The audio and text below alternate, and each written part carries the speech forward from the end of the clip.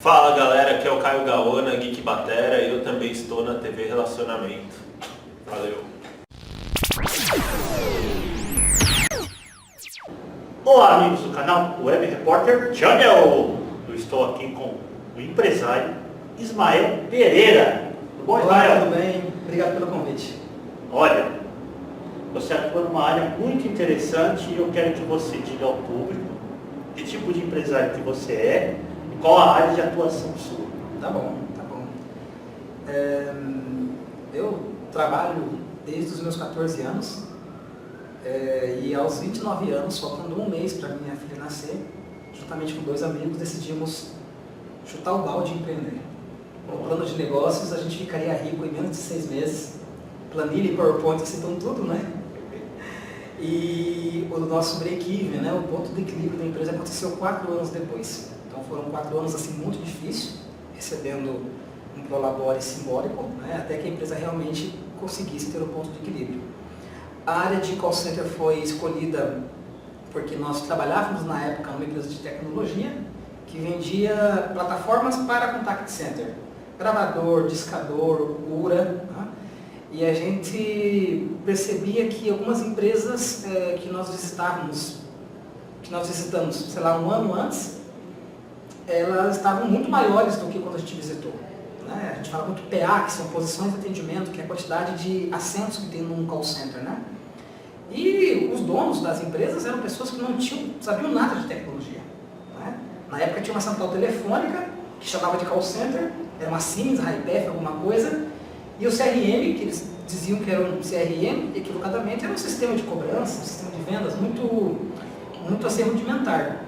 Nós três pensamos, poxa, o Ismael manda muito bem em RH, o Rodolfo, que era dos sócios, manda bem em tecnologia, e o Milton, que era do comercial, manda bem no comercial. Então, a gente tem aí as principais atividades aí, né, de uma empresa reunidas em nós três. Tomamos a decisão, pedimos demissão da empresa na qual nós estávamos, cumprimos o aviso prévio e montamos a Intelecto Contact Center. Tá? Eu li faz pouco mais de 2 anos um livro chamado O Mito do Empreendedor. E provavelmente se eu tivesse lido esse livro em 2010, eu não teria empreendido. Tá? Uma pergunta que eu tenho para te fazer, é assim, até que eu fiquei curioso agora, é tipo, o que vocês desenvolveram? Vocês desenvolveram um software, alguma coisa assim, para modo de trabalho? Na verdade, nós montamos uma empresa de contact center para prestar serviços de atendimento. Né? Na época, nem se falava em contact center, era telemarketing, call center. Né? E nós começamos fazendo o que todo mundo faz, né? Venda e cobrança. Por quê?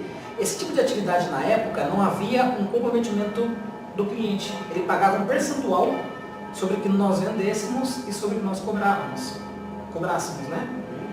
Então, para o cliente, obviamente, não havia tanto risco, pelo menos financeiro. Tá? O risco era nosso, porque se nós não vendêssemos, nós não receberíamos. Né? E a gente brincava assim, que a gente só começa com uma certeza todo mês, das despesas com infraestrutura e com pessoas. Né? Salários, encargos sociais, trabalhistas e o aluguel. Né? A receita ela vai acontecer mediante a venda. E para que venha a receita, não basta vender. Né? O cliente tem que comprar, tem que pagar, e em alguns casos nós éramos penalizados pelo churn, que é quando o cliente, depois de 1, 2 meses de contratação, ele cancela uma assinatura de TV, de 4G, assim por diante. Então era um setor extremamente competitivo, né? Ainda arriscado, havia muitas empresas querendo fazer parte desse tipo de negócio. Né? E nós fizemos de tudo, a gente vendeu empréstimo consignado, vendemos TV a cabo, vendemos modem 4G, fizemos cobrança para redes de eletrodomésticos, fizemos cobrança para financeira, vendemos TV TV a cabo, não a cabo, né? Era antena, né? Sky, enfim, fizemos de tudo até começarmos, depois de 4 anos, a gente começou a ter demandas de clientes querendo nos contratar para o serviço de call center. Era tipo assim, um serviço de terceirizado, né? Sim.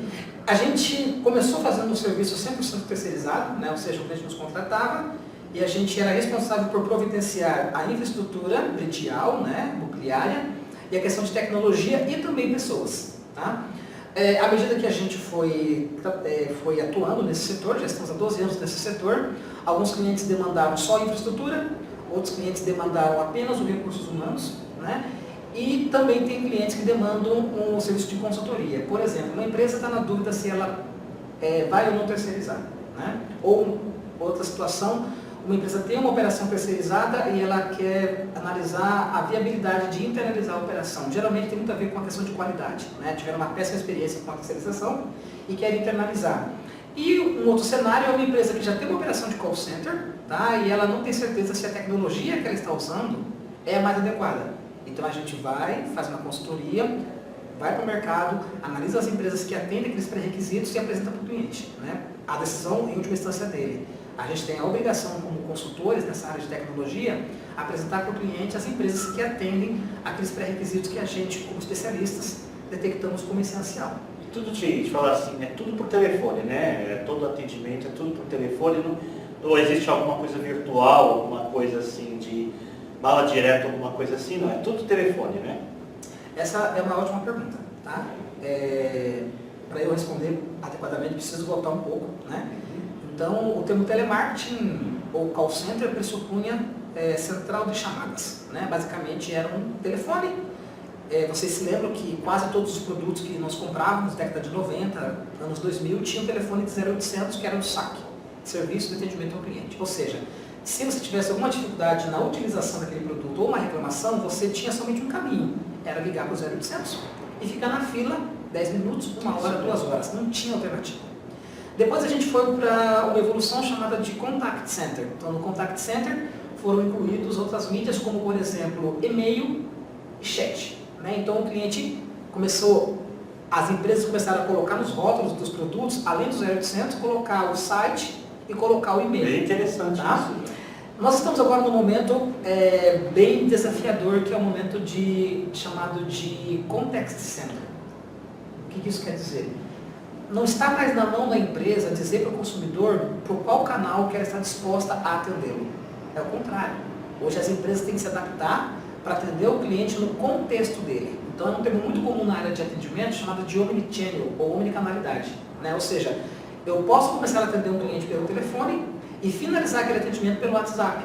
E eu tenho como mapear toda a jornada desse cliente, desde quando ele fez o contato pelo telefone até chegar no WhatsApp, né? Por que ele fez essa migração de canais de atendimento, quanto tempo que ele gastou em cada canal e qual canal foi mais efetivo, né? Então, uma empresa hoje que não está disposta a investir em processos, pessoas e tecnologia para prestar um atendimento omnichannel, né, para o seu cliente, ela está fadada a fracasso. Por incrível que pareça, a despeito de nós termos WhatsApp, Telegram, Facebook, etc., o canal telefônico ainda é o mais utilizado. Incrível isso, né? Sim, é Tem bem muita interessante. gente que usa o Zap, Sim, né? é muito interessante isso. Se vocês perceberem as reclamações que existem nas redes sociais, o cliente já tem um protocolo em mãos. Ou seja, ele já ligou para a empresa, já tentou resolver aquilo por telefone, quando não teve a demanda dele atendida, ou ele foi muito mal atendido, ele vai para o WhatsApp, fala, tem contato, vai para o Facebook, LinkedIn, Instagram, etc. Né? Então, o consumidor hoje, ele está mais empoderado do que nunca. E isso é maravilhoso, porque o Código de Defesa do Consumidor, ele é da década de 90, ele é de 1990. Mas, infelizmente, em 2023, as empresas brasileiras, elas são muito relapsas no que tange ao consumidor, né? E, infelizmente, nós vivemos num país que existe uma carência muito grande de cultura, né? As pessoas, elas têm, às vezes, uma formação acadêmica, mas elas não sabem interpretar texto, né? Não sabem escrever numa frase, numa sentença, o que elas querem de fato, o que elas precisam de fato, né? Então, dando para o consumidor essa miríade de opções para que ele possa, de fato, se comunicar com a empresa pelo canal que mais lhe convém, né, o que melhor lhe convém, isso é uma vitória. Né? Eu vejo isso com bons olhos, só que, claro, do outro lado, as empresas precisam sim investir, e não é só tecnologia. Tá? Então, eu falei aqui de 3 pilares que eu considero fundamental, isso para qualquer empresa, tá? Não só para call center: pessoas, processos e tecnologia. Interessante isso. Eu tenho outra pergunta para te fazer. Isso até é interessante, né? Uma coisa que poucas pessoas falam. Mas essa área, esse setor, a atuação dele, seria mais em São Paulo ou em outros lugares do Brasil também? A Intelecto nasceu em Curitiba, Assim, em 2010. Né? Em 2012, final de 2012, nós abrimos uma filial em Maceió, para fazer um trabalho de back-office para a Eletrobras. E em 2013 nós abrimos uma unidade aqui em São Bernardo do Campo. Né? Então nós, por um bom tempo, a gente teve a sede em Curitiba, um escritório em Maceió e um outro escritório aqui em São Bernardo do Campo. Hoje nós temos nossa sede em Curitiba ainda e temos um escritório em São Bernardo do Campo. Tá? Houve uma época, e a tua pergunta é muito interessante, houve uma época em que os call centers tinham unidades nas capitais, sobretudo as empresas que atuavam com cobrança, porque naquela época era muito caro fazer ligação. Então, por exemplo, se eu tenho uma carteira de São Paulo, é interessante que eu monte um call center de São Paulo para ligar para clientes de São Paulo. Se eu tenho uma carteira em Curitiba, é interessante que eu tenha um call center em Curitiba, gastando com aluguel, computador, etc., porque o custo com ligações ainda era muito caro. Né? De 2008 para cá, 2007, 2008 para cá, tem a tarifa, esse serviço, né, se tornou muito mais viável, de modo que a diferença de você fazer uma ligação de DDD local é muito pequena. Né? Hoje, o que acaba sendo o calcanhar de Aquiles de muitas empresas são as chamadas pelo celular. Atender uma ligação hoje de celular no 0800 é o olho da cara. Não à toa, algumas empresas, quando você liga para o 0800 dela usando o seu celular, ela diz assim, esse serviço não está disponível por esse meio. Então ela pede que você ligue para ela de um telefone fixo. Veja, isso é uma questão de tempo. Porque, na boa, quem tem telefone fixo em casa hoje em dia? Pois é. Eu tenho uma linha fixa em casa porque me foi vendida, né? com serviço de internet, mas não tem nem aparelho. Né? E aí tem o 0303, né? Que algumas operadoras, se você contrata um plano pré-pago, por exemplo, e tenta fazer uma ligação 0303, você não consegue. Você vai ver uma mensagem da operadora dizendo que esse serviço não está incluso no pacote. Então, as empresas elas vão ter que se adaptar. Né? É claro, aquelas empresas que são obrigadas por lei a disponibilizarem o 0800, que é o caso das operadoras de saúde, bancos, entre outras, se eu não me engano, eles são obrigados a atender ligações de qualquer tipo, seja de fixo ou seja de celular. Mas, mais um pontinho interessante, falando em tecnologia, em termos de atendimento nacional, nem tudo está perdido. Nós tivemos um projeto, por exemplo, de uma empresa que fez anúncio em televisão. E é fenomenal. Mesmo em épocas de redes sociais, o anúncio de TV aberta, ele bomba. Então a gente nós temos aquele tráfego de rajada, né, que são aquele volume de ligações imensa após os 15 minutos do anúncio ir ao ar. Só que o que acontece? Para não inviabilizar os clientes que ligariam via celular, e se nós atendêssemos a ligação pelo celular, a operação não se pagava, porque era plano odontológico, né? O que a gente fez? A gente recebia todas as ligações, né? Isso foi uma estratégia que a gente, né, a Intelecto criou, aliás, foi o Rodolfo, que é um dos sócios da empresa, cuida da parte de tecnologia, ele pensou nessa estratégia e ele viabilizou tecnicamente a implementação dela. Então, como que funcionava? A gente recebia as chamadas através do 0800, nós reproduzimos uma mensagem pré-gravada dizendo assim, olá, nossos atendentes estão todos ocupados, em breve retornaremos, e desligávamos a ligação. Tá? E o que acontece? Paralelamente, nosso sistema ia capturando essas ligações, tá? E gerava uma campanha de auto-dial, né? A gente chama de callback, na verdade. Né? Então, o que acontece? A gente recebia as ligações, íamos enfileirando ela, né? De modo que o nosso sistema de descagem automática fizesse o callback automático. Então, por exemplo, você ligou para a empresa... Eu passei por isso. Sim, você ligou para a empresa, ouviu a mensagem que os atendentes estavam ocupados, desligamos a ligação, em questão de minutos você recebeu uma ligação ativa, né? Olá, né? Você ligou para a gente, tal. Entende? Então, assim, isso é muito interessante, nem tudo está perdido. Por isso que eu digo que empresas de call center, assim como outros profissionais, médicos, advogados, contadores, etc., existem há um monte, né? Cada um com sua formação, cada um com seu mérito, mas na hora de você terceirizar o atendimento da sua empresa, ou seja, na hora de você contratar a empresa, né, que vai ser o elo, digamos assim, fundamental, essencial para a tua organização, é preciso sim olhar o background da empresa que vocês estão contratando.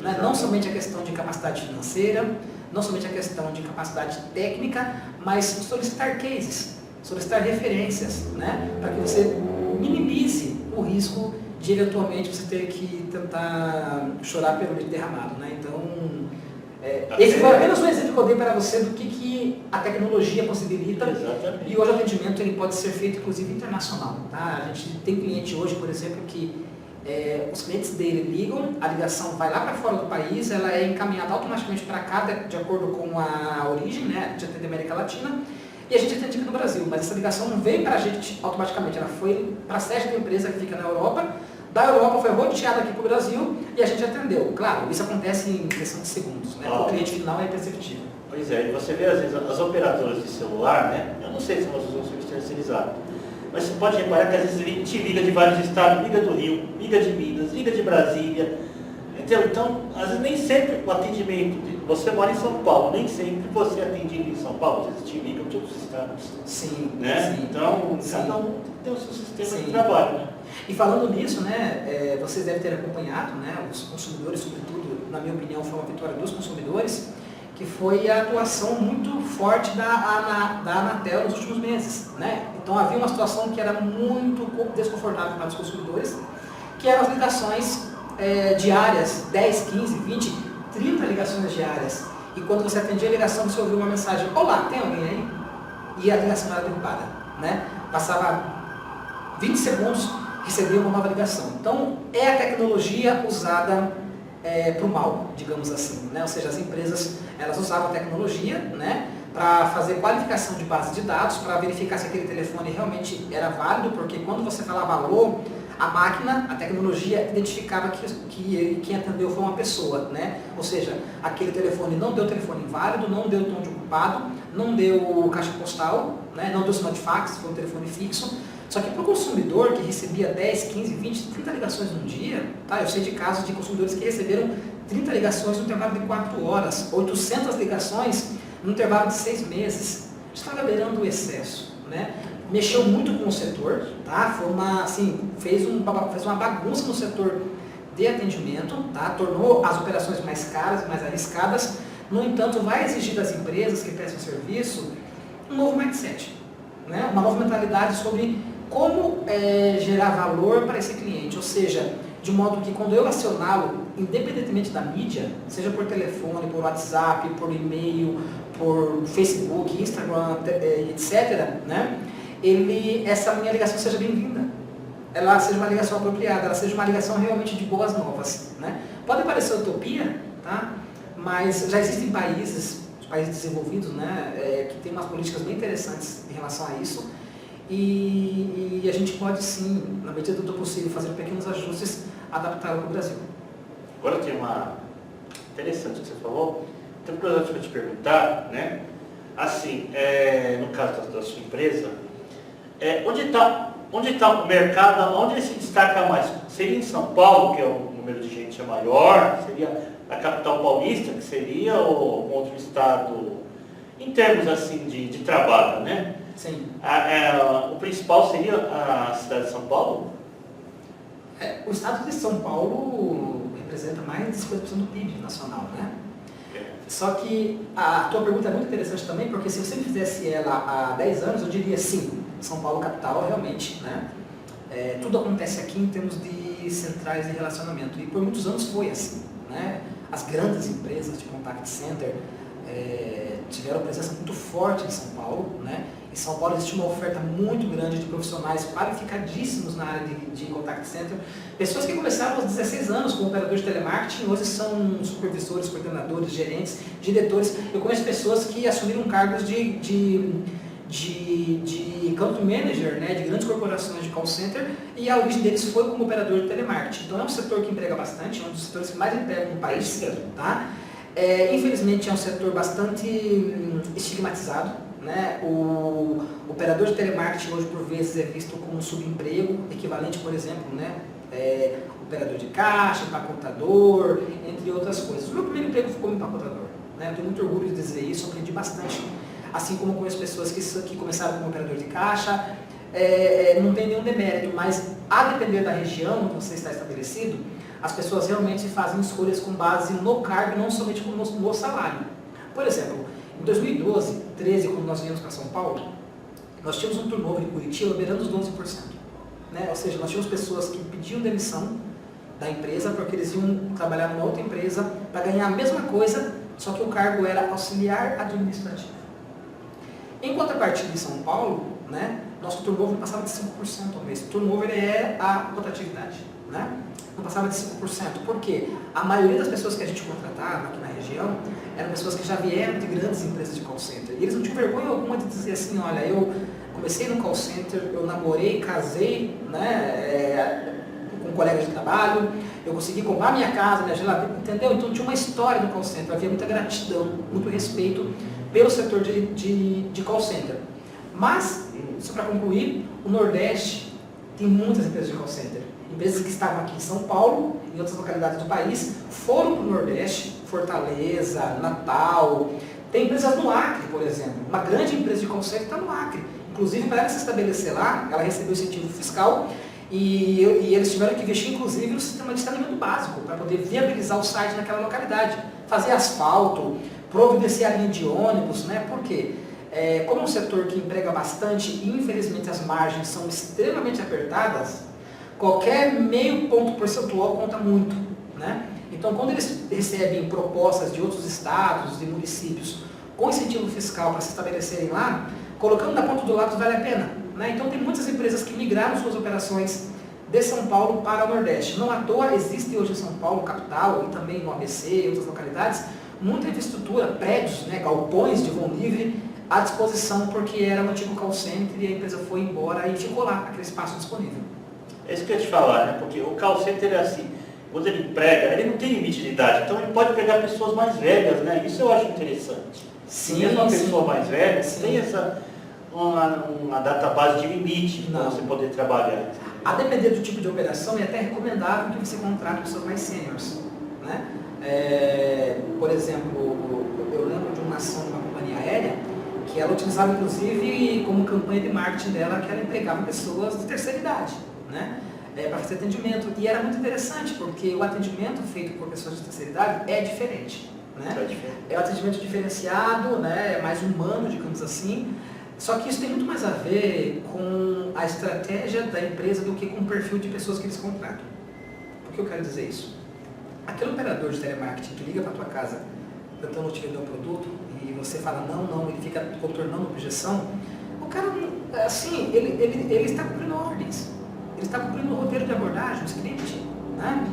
Ele não tem essa autonomia de adequar o discurso dele de acordo com o perfil de cliente que ele atende. Ele tem uma meta, né? Que é ou de venda ou de cobrança.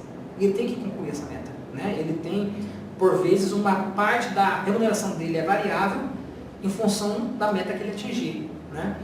Então, independentemente se ele for um adolescente de 16, 18 anos, se ele for uma pessoa na casa dos 55, 60 anos, né? Se o tipo de atividade que ele exerce for a mesma, a abordagem é muito parecida, né?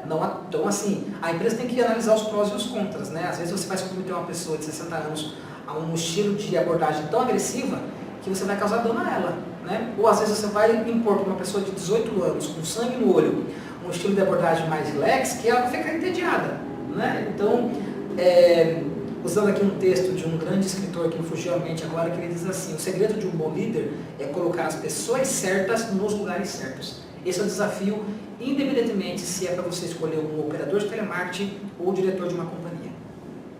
Bom, Ismael, eu te agradeço pela entrevista. Você falou coisas muito interessantes, coisas que nem mesmo eu sabia, tá bom? E eu quero que você deixe as suas redes sociais, o contato da empresa, tá bom? Muito obrigado mais uma vez pela entrevista, né? É um prazer atender o pedido do Kendi, né? O Kendi é uma pessoa com quem eu tenho contato há bastante tempo, né? Ele foi muito importante aí na trajetória da Intelecto.